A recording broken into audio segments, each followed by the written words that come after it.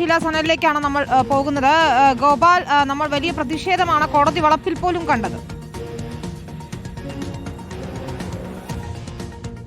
അതെ വിനീത, വലിയ പ്രതിഷേധമാണ് കോടതി വളപ്പിൽ ഇന്ന് ഉണ്ടായത്. രാവിലെ 10 മണിയോടുകൂടി എ പത്മകുമാറിനെ കൊല്ലം വിജിലൻസ് കോടതിയിലേക്ക് എത്തിക്കുകയുണ്ടായി. ആ സമയത്ത് 1-2 പ്രവർത്തകർ മാത്രമാണ് അവിടെ ഉണ്ടായിരുന്നത്. എന്നാൽ പത്മകുമാറിനെ എത്തിച്ചു എന്ന വിവരം അറിഞ്ഞതിന് പിന്നാലെ തന്നെ വിവിധ ഇടങ്ങളിൽ നിന്നായി BJP-യുടെയും കോൺഗ്രസിന്റെയും കൊടികൾ കൈകളിൽ പിടിച്ച് നിരവധി പ്രവർത്തകർ കോടതിയുടെ എതിർവശത്ത് റോഡിനപ്പുറത്തായി നിലയുറപ്പിച്ചു. പിന്നീട് ഇദ്ദേഹത്തെ പുറത്തേക്ക് ഇറക്കിയപ്പോൾ, അതായത് കസ്റ്റഡിയിൽ വിട്ടുകൊണ്ടുള്ള തീരുമാനം വന്ന് പുറത്തേക്ക് ഇറക്കിയപ്പോൾ വലിയ തോതിൽ മുദ്രാവാക്യം വിളികളുമായി ഈ പ്രവർത്തകർ വാഹനത്തിന് മുമ്പിലേക്ക് എടുത്ത് ചാടുകയായിരുന്നു. കള്ളൻ, കൊള്ളക്കാരൻ എന്ന തരത്തിലേക്കുള്ള മുദ്രാവാക്യം വിളിച്ചുകൊണ്ട് ആ പോലീസ് വാഹനത്തിൽ ആഞ്ഞടിക്കുകയും അദ്ദേഹത്തെ കരിങ്കുടി കാണിക്കുകയും ചെയ്തുകൊണ്ടാണ് പ്രതിഷേധം നടത്തിയത്. കഴിഞ്ഞ ദിവസങ്ങളിൽ 2 തവണ എൻ വാസുവിനെ കൊല്ലം വിജിലൻസ് കോടതിയിലേക്ക് എത്തിച്ചപ്പോഴും വലിയ തരത്തിലേക്കുള്ള പ്രതിഷേധം സമാനമായ രീതിയിൽ തന്നെ BJP-യുടെ ഭാഗത്ത് നിന്നുണ്ടായി. അതേ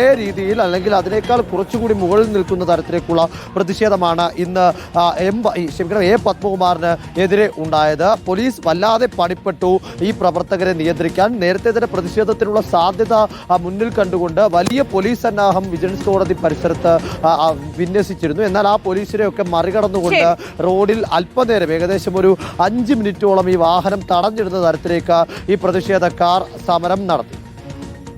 അതാണ് ഗോപാലാണ് വിവരങ്ങൾ നൽകിയത്. പത്മകുമാറിനെ കോടതിയിൽ എത്തിച്ചപ്പോൾ വലിയ പ്രതിഷേധമാണ് നമ്മൾ കണ്ടത്.